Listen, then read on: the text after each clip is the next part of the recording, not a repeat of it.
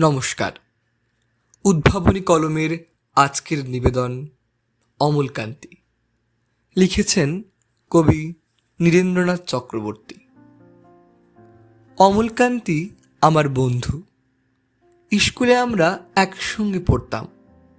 রোজ দেরি করে ক্লাসে আসতো, পড়া পারত না। শব্দরূপ জিজ্ঞেস করলে এমন অবাক হয়ে জানলার দিকে তাকিয়ে থাকতো যে দেখে ভারী কষ্ট হতো আমাদের।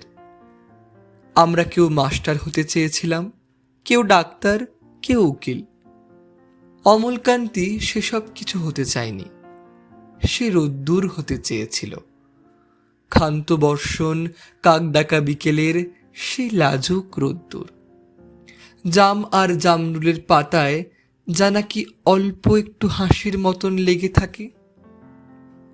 আমরা কেউ মাস্টার হয়েছি, কেউ ডাক্তার, কেউ উকিল। অমলকান্তি রোদ্দুর হতে পারেনি। সে এখন অন্ধকার একটি ছাপাখানায় কাজ করে। মাঝে মধ্যে আমার সঙ্গে দেখা করতে আসে, চা খায়, এটা ওটা গল্প করে, তারপর বলে, উঠি তাহলে। আমি ওকে দরজা পর্যন্ত এগিয়ে দিয়ে আসি। আমাদের মধ্যে যে এখন মাস্টারি করে, অনায়াসে সে ডাক্তার হতে পারত। যে ডাক্তার হতে চেয়েছিল, উকিল হলে তার এমন কিছু ক্ষতি হতো না। অথচ সকলের ইচ্ছে পূরণ হলো এক অমলকান্তি ছাড়া। অমলকান্তি রোদ্দুর হতে পারেনি।